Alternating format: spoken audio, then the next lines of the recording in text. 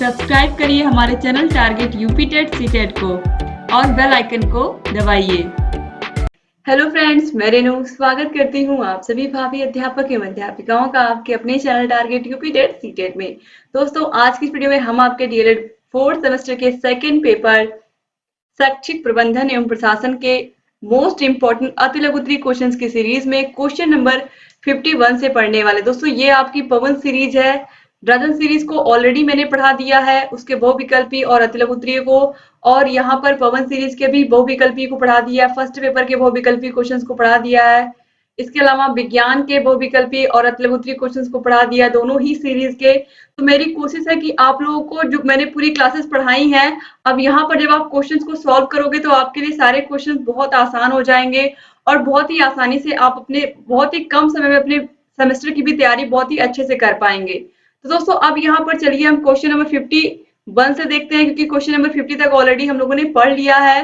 तो आपको सभी वीडियोस के link description box, comment box में मिल जाएगी। आपको अगर 8 के 8 विषयों की पीडीएफ चाहिए तो आप लोग ऐप को डाउनलोड कर लीजिए। ऐप की लिंक यानी कि target UP TET CTET app की लिंक आपको डिस्क्रिप्शन बॉक्स और कमेंट बॉक्स दोनों जगह मिल जाएगी।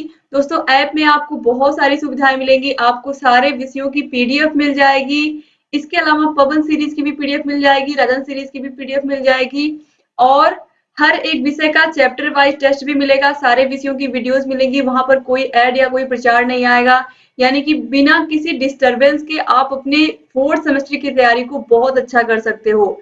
जितनी वीडियोस मैं यहाँ पर यूट्यूब पर पढ़ा रही हूँ, ये सब भी आपको वहां पर ऐप में मिलेंगी।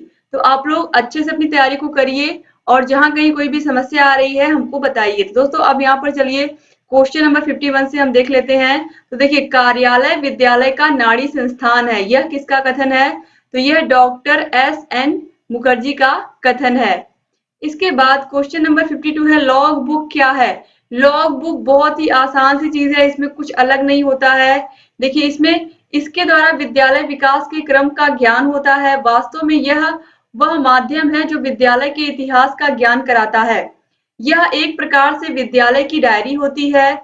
इसमें तथ्यों का विवरण दिया जाता है, जैसे विद्यालय की विशेष घटनाएं, यानी कि विद्यालय में कोई आया है, गया है, नवीन पाठ्य पुस्तकें आई हैं, यंत्र आए हैं, कोर्स आदि की प्रस्तावना, विद्यालय के कार्य के घंटे, विद्यालय में निरीक्षण हेतु आए विभिन्न अधिकारियों के हस्ताक्षर, ये सभी लॉग बुक में होते हैं। इसके बाद क्वेश्चन नंबर 53 है, प्राथमिक विद्यालयों को ग्रांट कौन प्रदान करता है? तो ग्राम पंचायत तथा सरकार प्रदान करती है। फिर देखिए, क्वेश्चन नंबर 54 है, स्कूल कैलेंडर में क्या होता है? यह विद्यालय सत्र के प्रारंभ होने से पूर्व ही तैयार कर लिया जाता है, जिसमें विद्यालयी अवकाश, मासिक, सत्रीय, अर्धवार्षिक व वार्षिक परीक्षाओं की तिथियां, प्रवेश तिथि, विद्यालय चुनाव, विद्यालय वार्षिक समारोह, अभिभावक सम्मेलन आदि की संभावित तिथियां तय कर दी जाती हैं। फिर क्वेश्चन नंबर 55 है, धाराओं के प्रकार बताइए। दोस्तों, तो यहाँ पर देखिए आप, गर्म धाराएं तथा ठंडी धाराएं। दोस्तों, ये यहाँ पर भूगोल का क्वेश्चन आ गया है। इसके बाद फिर यहाँ पर देखिए क्वेश्चन नंबर 56 है, ज्वार भाटा किसे कहते हैं? यह भी भूगोल का ही क्वेश्चन है। देखिए, सूर्य तथा चंद्रमा की गुरुत्वाकर्षण शक्ति के कारण समुद्र तटों पर 24 घंटे में 2 बार समुद्र का जल किनारे पर आगे बढ़ता है और फिर वापस लौटता है, यानी कि आगे आने को क्या कहते हैं? ज्वार, और फिर उसी जल के वापस जाने को क्या कहते हैं? भाटा। तो इस तरीके से, इस प्रकार महासागरीय जल के ऊपर उठने को ज्वार और नीचे उतरने को भाटा कहते हैं। फिर है, ज्वार भाटा से क्या लाभ है? तो देखिए, ज्वार के समय उथले बंदरगाहों की गहराई बढ़ जाती है, जिससे बड़े बड़े जलयान भी बंदरगाह तक पहुंच जाते हैं और भाटे के साथ लौट आते हैं।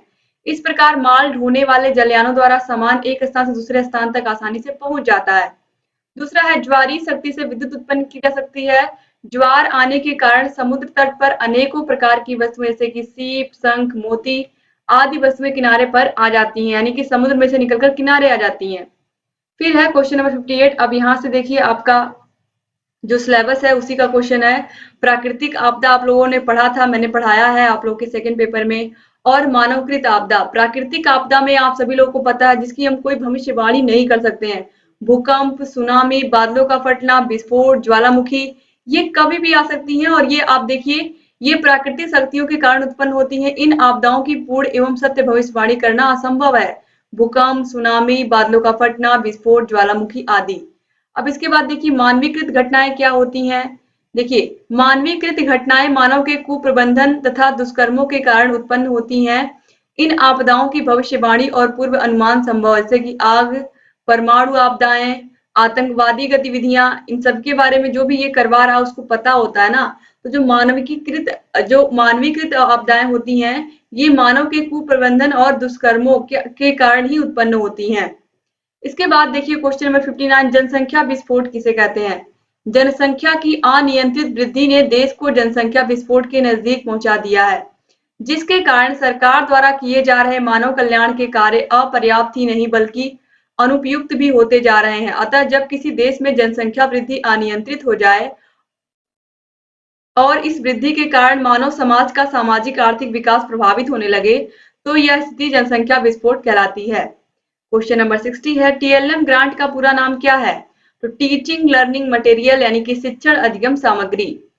क्वेश्चन नंबर 61 है, शारीरिक शिक्षा से क्या अभिप्राय है। शारीरिक शिक्षा के अंतर्गत खेल कूद, व्यायाम, योगासन, स्काउटिंग, गाइडिंग इत्यादि क्रियाओं का आयोजन होना चाहिए, यही होती है शारीरिक शिक्षा।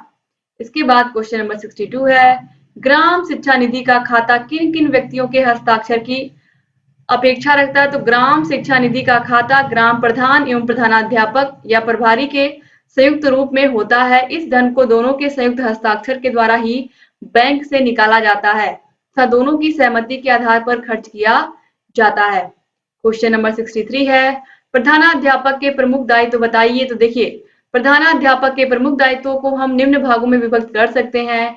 योजना बनाने का काम, परिनिरीक्षण का काम, शिक्षण का काम, पथ प्रदर्शन का काम, पाठ्य पुस्तकों के चयन का काम, पाठ्यक्रम सहगामी क्रियाओं का आयोजन या पाठ्य सहगामी क्रियाओं का आयोजन यानी कि खेल कूद, सांस्कृतिक कार्यक्रम, इसके अलावा संपर्क कर्तव्य और मूल्यांकन, ये सभी प्रधानाध्यापक के दायित्व होते हैं। क्वेश्चन नंबर 64 है, प्रोजेक्टर क्या है। इसमें चित्रों को बड़े पर्दे पर प्रतिच्छेदित कर दिया जाता है, यानी कि एक कह सकते हैं कि एक कपड़ा होता है या फिर ये कह सकते हैं कि किसी दीवार पर हम क्या करते हैं, चित्रों को बड़े पर्दे पर प्रतिच्छेदित कर देते हैं, यानी कि जो चीज हमें टीवी में या लैपटॉप में छोटी दिख रही है वो उस पर्दे पर बड़ी दिखती है, तो यही होता है प्रोजेक्टर। इसके बाद देखिए विद्यालय में जनसंपर्क किसे करना चाहिए। तो मुख्य अध्यापक विद्यालय व समाज को जोड़ने की एक महत्वपूर्ण कड़ी होता है। कुछ लोगों का विचार यह भी है कि प्रधानाध्यापक को एक जनसंपर्क अधिकारी की भूमिका का निर्वाह करना होता है। उसे छात्रों, शिक्षकों, अभिभावकों व समाज के सदस्यों के साथ मधुर संबंध स्थापित करने का प्रयास करना चाहिए। फिर क्वेश्चन नंबर 66 है, मीना मंच क्या है। सरकार ने मीना मंच योजना का संचालन बालिकाओं को शिक्षा के प्रति जागरूक करने के लिए किया है। इस शैक्षिक योजना के अंतर्गत मीना नामक बालिका की प्रमुख भूमिका को प्रदर्शित किया गया है। इसके बाद देखिए क्वेश्चन नंबर 67 है, पर्यवेक्षण की भूमिका को परिभाषित करिए या पर्यवेक्षण क्या होते हैं। तो देखिए विभिन्न शिक्षाविदों ने पर्यवेक्षण को अग्र प्रकार से परिभाषित किया, यानी कि पर्यवेक्षण को यहाँ पर क्या करना है, परिभाषित करना है। तो एडम्स और डिकी के अनुसार पर्यवेक्षण संस्थाओं के सुधार के लिए नियोजित कार्यक्रम है। दूसरा विल्स के अनुसार है, आधुनिक पर्यवेक्षण शिक्षण व अधिगम के श्रेष्ठ विकास में सहायक है। क्वेश्चन नंबर 68 है, पर्यवेक्षण का अर्थ बताइए। 2017 में ये क्वेश्चन पूछा है। तो पर्यवेक्षण शब्द अंग्रेजी के सुपरविजन का हिंदी रूपांतर है, जिसका अर्थ होता है उच्च दृष्टि। विद्यालय, जो विद्यालय विकास को गति प्रदान कर सके, यानी कि उच्च दृष्टि जो विद्यालय के विकास को गति प्रदान कर सके। इसके कार्यक्रम विद्यालय की अपेक्षाओं के अनुरूप होने चाहिए, जिससे विद्यालय संगठन के सभी घटकों का समुचित विकास हो सके। पर्यवेक्षण का काम उन स्कूलों का मार्गदर्शन करना होता है और समस्याओं के समाधान में सहायता करना है, जिसके पर्यवेक्षण की उन पर जिम्मेदारी होती है। क्वेश्चन नंबर 69 है, विद्यालयों को अनुदान किन किन माध्यमों से प्राप्त होता है। तो विद्यालयों को अनुदान केंद्रीय तथा राज्य सरकार, ग्राम पंचायतों तथा स्थानीय निकाय आदि से प्राप्त होता है। क्वेश्चन नंबर 70 है, बेसिक शिक्षा अधिकारी की भूमिका का वर्णन कीजिए। तो बेसिक शिक्षा अधिकारी जिले की बेसिक शिक्षा का प्रमुख अधिकारी होता है। जिले के समस्त प्राथमिक विद्यालयों के प्रबंधन की व्यवस्था का उत्तरदायित्व बेसिक शिक्षा अधिकारी के ऊपर होता है। क्वेश्चन नंबर 71 है, एमडीएम वितरण पंजिका से आपका क्या आशय है। दोस्तों जो एमडीएम वितरण पंजिका होती है, इसमें विद्यालय के नामांकित छात्रों की कुल संख्या, विद्यालय में कितने बच्चे हैं, उस दिन कितने बच्चे उपस्थित हैं, उन छात्रों की संख्या, मध्याह्न भोजन खाने वाले बच्चों की संख्या और भोजन से पूर्व हाथ धोने वाले बच्चों की संख्या, मीनू के प्रकार आदि का प्रत्येक दिन का विवरण होता है। तो ये एमडीएम पंजिका आप में से बहुत सारे प्रशिक्षुओं ने देखा भी होगा, स्कूल में होता है, इसको प्रधानाध्यापक भरते हैं कि कितने बच्चे स्कूल में आए थे, कितने बच्चों ने खाना खाया है और वहां पर किसी 2 व्यक्तियों का हस्ताक्षर भी करवाते हैं। इसके बाद देखिए क्वेश्चन नंबर 72 है, कन्वर्जन कास्ट से क्या अभिप्राय है? प्राथमिक व पूर्व माध्यमिक विद्यालयों के मध्याह्न भोजन में प्रत्येक बच्चे के ऊपर जो धनराशि निर्धारित रहती है उसे हम कन्वर्जन कास्ट कहते हैं। यानी कि एक बच्चे के लिए जितना पैसा आता है खाने का वही होता है कन्वर्जन कास्ट। फिर है क्वेश्चन नंबर 73, अभिभावक की विद्यालय प्रबंधन में क्या भूमिका होती है? तो अभिभावक द्वारा अपने बालकों हेतु ऐसे वातावरण का सृजन करना चाहिए जिससे बालक स्वयं ही अपने कार्यों में क्रियाशील हो सके।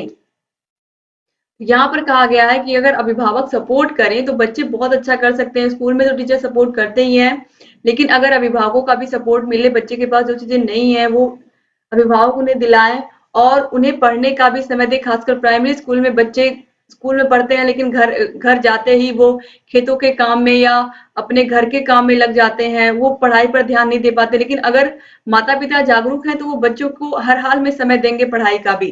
तो ये बातें ध्यान रखने योग्य हैं। फिर इसके बाद देखिए क्वेश्चन नंबर 74 है, राष्ट्रीय शैक्षिक अनुसंधान एवं प्रशिक्षण परिषद यानी कि एनसीईआरटी की स्थापना कब हुई? तो इस परिषद की स्थापना केंद्रीय सरकार द्वारा 1 अप्रैल 1961 को हुई। तो एनसीईआरटी की स्थापना 1961 में और एससीईआरटी की स्थापना 1981 में हुई है, आपको पता भी है। क्वेश्चन नंबर 75 है, स्कूल चलो अभियान किस वर्ष उत्तर प्रदेश में लागू हुआ? तो 2004 में लागू हुआ। सर्व शिक्षा अभियान देश में कब आया? 2001 से चल रहा है। क्वेश्चन नंबर 76 है, राष्ट्रीय शिक्षा संस्थान का परिचय दीजिए। तो राष्ट्रीय शिक्षा संस्थान नेशनल इंस्टीट्यूट ऑफ एजुकेशन एनआईई, यह नई दिल्ली में है। देखिए इसका मुख्य कार्य क्षेत्र शिक्षक प्रशिक्षण कार्यक्रमों, संगोष्ठियों एवं कार्यशालाओं का आयोजन करना है। यह स्कूली शिक्षा के विभिन्न क्षेत्रों में शोध कार्य के लिए उत्तरदायी है। कोठारी आयोग 1964 से लेकर के 1966 तक बना था, आपको पता है, और इसकी सिफारिश के आधार पर इसे दिल्ली विश्वविद्यालय से संबद्ध कर दिया गया है।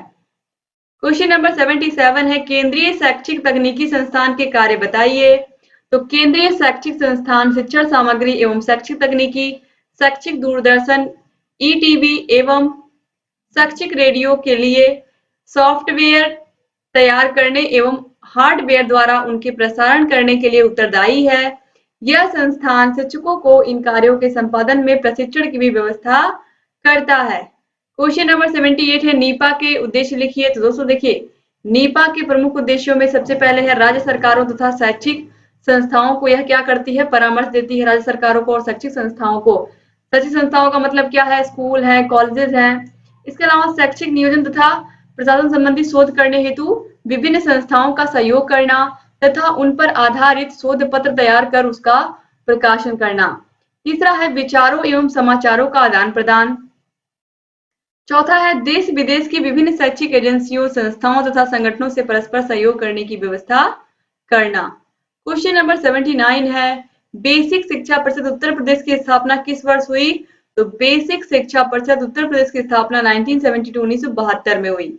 क्वेश्चन नंबर 80 है, उत्तर प्रदेश एससीईआरटी की स्थापना कब हुई थी? तो एससीईआरटी की स्थापना 1981 में हुई थी, आपको पता भी है।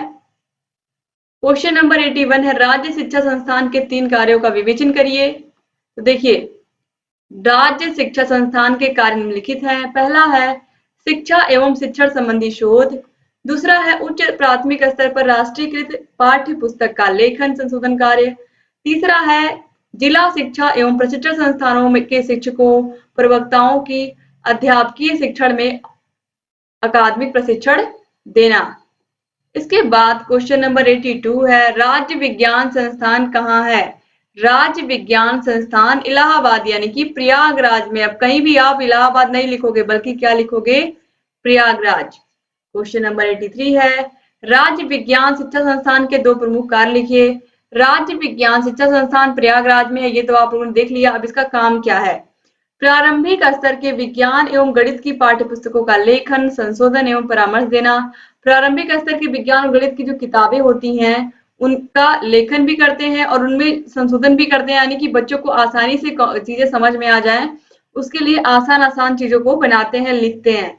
इसके बाद देखिए, विज्ञान एवं गणित शिक्षा को उन्नतशील बनाने हेतु शोध कार्य कराना। फिर है क्वेश्चन नंबर 84, राज्य हिंदी संस्थान का कार्यालय कहाँ है? तो राज्य हिंदी संस्थान का कार्यालय आप सभी लोगों को पता है कहाँ है, बनारस में है। क्वेश्चन नंबर 85 है, राज्य परियोजना कार्यालय कहाँ है? तो राज्य परियोजना कार्यालय लखनऊ में है। क्वेश्चन नंबर 86 है, राज्य हिंदी संस्थान के कोई दो कार्य लिखिए। तो राज्य हिंदी संस्थान का जो पहला काम है वो हिंदी व संस्कृत भाषा हेतु शोध अनुसंधान का कार्य करना, और दूसरा है प्रारंभिक शिक्षा हेतु हिंदी व संस्कृत की पाठ्य पुस्तकों का लेखन, अनुश्रवण व समीक्षा का कार्य करना। मनोविज्ञान शाला का परिचय दीजिए। मनोविज्ञान शाला उत्तर प्रदेश की स्थापना आचार्य नरेंद्र देव समिति की संस्तुति के आधार पर उत्तर प्रदेश शैक्षिक विभाग के तत्वाधान में इलाहाबाद में 1947 में की गई थी। तो मनोविज्ञान शाला की स्थापना 1947 में की गई थी, आचार्य नरेंद्र देव समिति के सिफारिश पर यह की गई थी। अब देखिए, जो राज्य शैक्षिक अनुसंधान एवं प्रशिक्षण परिषद यानी कि उत्तर प्रदेश की एक इकाई मनोविज्ञान और निर्देशन विभाग ब्यूरो ऑफ साइकोलॉजी के रूप में कार्य करती है। तो यहाँ पर बताया गया है कि ये SCERT की एक इकाई के रूप में कार्य करती है मनोविज्ञान शाला, और ये कहाँ है? इलाहाबाद में। क्वेश्चन नंबर 88 है, ब्लॉक संसाधन केंद्र के एकात्मिक कार्य बताइए। तो ब्लॉक संसाधन केंद्र यानी कि BRC के कार्य क्या है? तो देखिए, विद्यालय भ्रमण एवं शैक्षिक अनुसमर्थन, विद्यालय का श्रेणीकरण जिसका आधार भौतिक वातावरण, शिक्षक एवं शिक्षण विधि तथा मूल्यांकन होता है। तीसरा है बैठकों एवं गोष्ठियों का आयोजन। चौथा है प्रतियोगिताओं का आयोजन। तो ब्लॉक स्तर पर मीटिंग होती है, बैठकें होती हैं, इसके अलावा प्रतियोगिता का आयोजन होता है। अब देखिए, इसके बाद क्वेश्चन नंबर 89, NPRC का क्या मतलब है? तो NPRC का अर्थ है न्याय पंचायत संसाधन केंद्र। इसके बाद क्वेश्चन नंबर 90 है, अध्यापक शिक्षा महाविद्यालय CTE के कोई दो उद्देश्य बताइए।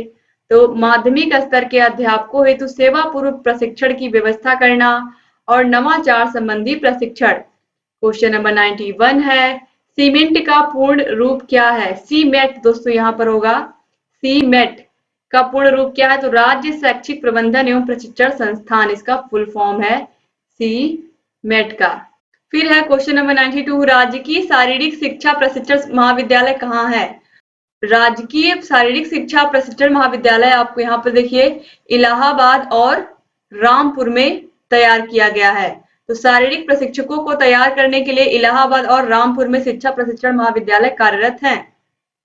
क्वेश्चन नंबर 93 है, प्रबंधन प्रक्रिया के अंग कौन कौन से हैं? तो नियोजन, संगठन, निर्देशन, मूल्यांकन, नियंत्रण, सामंजस्य, ये सभी हैं प्रबंधन प्रक्रिया के अंग। क्वेश्चन नंबर 94 है, विद्यालयी प्रबंधन के अंतर्गत कौन कौन से भौतिक संसाधन आते हैं? तो देखिए, विद्यालय प्रबंधन के अंतर्गत भौतिक संसाधनों की बात की गई है। तो स्कूल्स की बिल्डिंग से लेकर के बच्चों, शिक्षकों और समुदाय को छोड़ करके स्कूल में आपको जो भी चीज दिखाई दे रही है A to Z, स्कूल की बिल्डिंग, स्कूल के कमरे, फर्नीचर, ब्लैक बोर्ड, चौक, डस्टर, कुर्सी, मेज, सारी चीजें भौतिक संसाधन के अंतर्गत आती हैं। तो देखिए, मुख्य अध्यापक यानी कि प्रधानाध्यापक का कक्ष, स्कूल का कार्यालय, कक्षाएं, स्टाफ रूम, ड्राइंग रूम, भूगोल कक्ष, विज्ञान कक्ष, शौचालय, खेल का मैदान, पुस्तकालय, छात्रावास, ये सभी। क्वेश्चन नंबर 95 है, मानवीय प्रबंधन के प्रमुख घटक बताइए। तो शिक्षक, बालक, समुदाय, या शिक्षक, छात्र और समुदाय। क्वेश्चन नंबर 96 है, लर्निंग कॉर्नर से आप क्या समझते हैं? जिसे हम कहते हैं सीखने का कोना। तो सीखने का कोना अर्थात जहां रहकर बालक शैक्षिक गतिविधियां सीखते हैं। 2016 में पूछा गया, 20 में भी पूछा गया है। इसके अलावा देखिए, वह विशेष स्थान जो विद्यार्थी के सीखने में सहायता प्रदान करता है। लर्निंग कॉर्नर में समस्त सामग्री व्यवस्थित व क्रमानुसार रखी जाती है, यानी कि वह विशेष स्थान है जहां पर बच्चे कुछ ना कुछ सीखते हैं, जहां पर उन्हें कुछ ना कुछ सीखने में सहायता मिलती है। क्वेश्चन नंबर 97 है, कक्षा 2 में पढ़ाई जाने वाली पाठ्य पुस्तकों की संख्या 2 है, आपको पता है। तो कक्षा 2 में पढ़ाई जाने वाली पाठ्य पुस्तकों की संख्या कितनी है? यहाँ पर पूछा तो 2 है, गिनतारा और कलरव। यहाँ पर रेनबो भी लिखा हुआ है, रेनबो नहीं है दोस्तों, केवल और केवल गिनतारा और कलरव है। क्वेश्चन नंबर 98 है, पाठ्य पुस्तकों के विकास में किन किन बिंदुओं का विशेष रूप से ध्यान रखा जाता है? तो विषय सामग्री छात्रों के मानसिक स्तर के अनुकूल, चित्र एवं उदाहरण आवश्यकता अनुसार होने चाहिए। इस बात का ध्यान रखना है कि बच्चों को जो भी चीजें, जो कंटेंट, जो किताबें हम पढ़ा रहे हैं, वह उनके मानसिक स्तर के अनुकूल हो, उन्हें वो चीज समझ में आए और चित्र एवं उदाहरण के अनुसार हम बातों को समझाएं जितना हो सके अधिक से अधिक। क्वेश्चन नंबर 99 है, सामान्य विद्यालय में कम से कम कौन कौन सी समय सारणी होती है? तो कक्षा के अनुसार और अध्यापक के अनुसार अक्सर आपको स्कूल में मिल जाएगी, और कक्षा के अनुसार तो मिल ही जाएगी, लेकिन अध्यापक के अनुसार भी आपको दिख जाएगी समय सारणी। इसके बाद देखिए क्वेश्चन नंबर 100 है, बच्चों से प्रोजेक्ट कार्य कराने की उपयोगिता बताइए। तो बालक को आत्म प्रेरित कर कार्य के लिए प्रोत्साहित करना, बालकों में सृजनात्मकता का विकास करना, ये सब क्या है? प्रोजेक्ट कार्य के उपयोगिता है, यानी ये सब क्या है? महत्व है प्रोजेक्ट कार्य के। बच्चे आत्म प्रेरित होते हैं, प्रोत्साहित होते हैं, बालकों में सृजनात्मकता की क्या होता है? सृजनात्मक क्षमता बढ़ती है। तो इस तरीके से बच्चों को प्रोजेक्ट कार्य देना ही चाहिए। मॉडल, चार्ट, ये सब बच्चे बना करके अपने मन से लेकर के आए और उनमें जो भी कमी हो शिक्षक उसको दूर करें। तो उम्मीद करती हूँ कि ये वीडियो भी आप जरूर शेयर करेंगे अपने कॉलेज फ्रेंड्स को, कॉलेज के ग्रुप में। और दोस्तों इसका लास्ट पार्ट, तीसरा पार्ट बचा हुआ है, उसको भी मैं करा दूंगी। और जहां कहीं कोई भी समस्या आ रही है आप हमसे बताइए। अगर अभी तक आपने हमारे चैनल को सब्सक्राइब नहीं किया है तो प्लीज सब्सक्राइब कर दीजिए, बगल में घंटी का निशान है उसको भी प्रेस कर दीजिए, ताकि जो भी नई वीडियोस हम बनाते हैं उसका नोटिफिकेशन आप लोगों के पास समय से जाए और आप बिना मिस किए हमारे सारे वीडियोस को देखते रहें। दोस्तों वीडियो को लाइक करके जाइएगा, अपने ऐसे से प्यारे प्यारे कमेंट जरूर छोड़ के जाइएगा, ताकि हमें भी प्रोत्साहन मिले कि हम भी और वीडियोस आप लोग के लिए लेकर के ऐसे ही आए। तो अगर आपको सारे विषयों को पढ़ना है तो सारे विषयों की लिंक आपको डिस्क्रिप्शन बॉक्स और कमेंट बॉक्स में मिल जाएगी। और अगर आपको सभी विषयों की पीडीएफ भी चाहिए, सभी विषयों के टेस्ट भी चाहिए, तो आप लोग प्लीज ऐप को डाउनलोड कर लीजिए। ऐप की लिंक आपको डिस्क्रिप्शन बॉक्स और कमेंट बॉक्स में मिल जाएगी। तो मिलते हैं नेक्स्ट वीडियो में, तब तक अपना ख्याल रखिएगा, आप लोग अपनी फैमिली का भी ख्याल रखिएगा और हमारे चैनल से बने रहिएगा। जय हिंद दोस्तों।